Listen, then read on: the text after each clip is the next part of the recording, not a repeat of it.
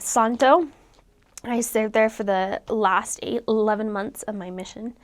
And this is an island where they call it an outer island, but it is one of the biggest islands in Vanuatu. It is the biggest island in Vanuatu. They have a town as well. It's called Luganville. It's pretty much just a straight street, and they have stores on either side of the street. And same there as Ifate. We went to the internet cafe on Mondays, and then we'd kind of bounce back and forth to the different stores to get everything that you needed for the week. The people in Santo were, I felt, a lot more hesitant to accept the gospel.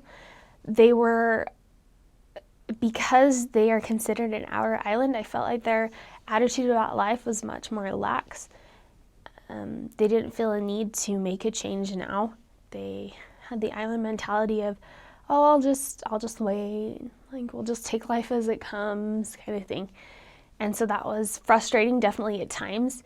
As you're a missionary, you want people to progress. You want them to keep their commitments and to move forward so that they can receive the blessings that come from making covenants with their Heavenly Father.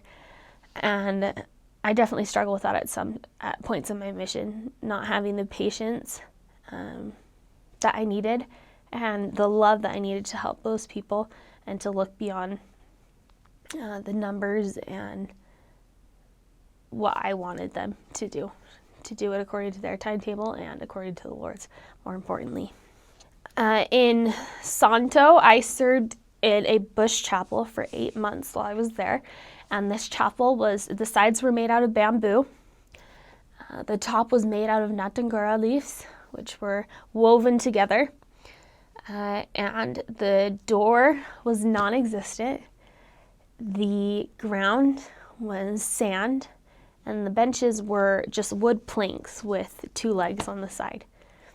And the sacrament table was a square card table, and the pulpit was a rectangular box of wood.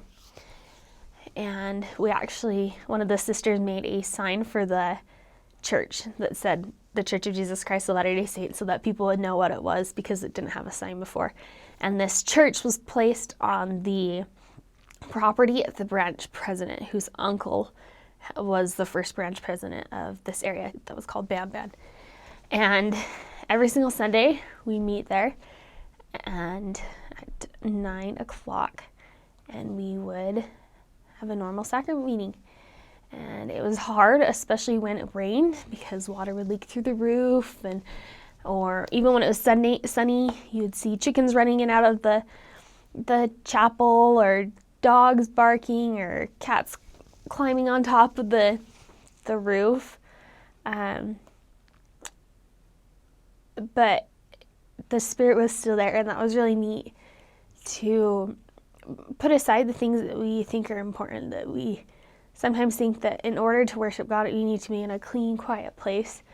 But that's not true. The Spirit was definitely there, and these people came ready to learn.